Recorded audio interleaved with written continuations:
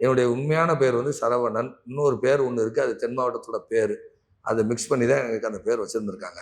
அந்த பேரோடு நான் இருக்கும் வரை மிகப்பெரிய துன்பத்தை சந்தித்தேன்.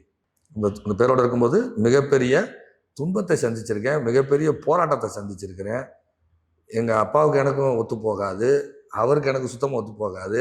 ஸோ இதனால் எனக்கு அவர் மேலே வெறுப்பு. நான் சினிமா இண்டஸ்ட்ரி, அவர் இராணுவத்தில் உயர் அதிகாரியாக இருந்தவர். எனக்கு சினிமா இண்டஸ்ட்ரி தான் எனக்கு நாட்டம். எனக்கு படிப்பில் நாட்டம் போகலை, என்னுடைய கிரக அமைவு.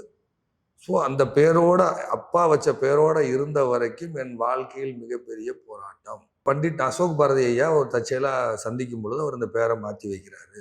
எல்லாரும் ஆரம்பத்தில் படிக்க வேண்டிய நேமுலாஜே நான் கடைசியாக படிக்கிறேன். 23வது வருஷம் படிக்கிறேன். அப்புறம் தான் இந்த பேரை கூட்டி பார்த்தா இது 33ஆம் நம்பரு, சடனாக பிக்கப் ஆகக்கூடிய நம்பர்னு சொல்லி இந்த பேரை நான் வச்சுக்கிட்டேன்.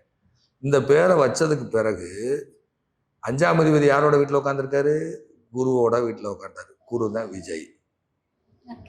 சரியா? குரு தான் விஜய், குரு தான் ஆசிரியர், குரு தான் பண்டிட். என் ஜாதகத்தில் குரு பலமாக இருக்கும். குரு உட்கார்ந்த வீட்டுக்கு பாக்கியாதிபதினு சொல்லக்கூடிய சூரியனை குரு பார்வை செய்யும். சூரியன் உச்சம், சித்திரை மாதம் பிறந்தால் நான்.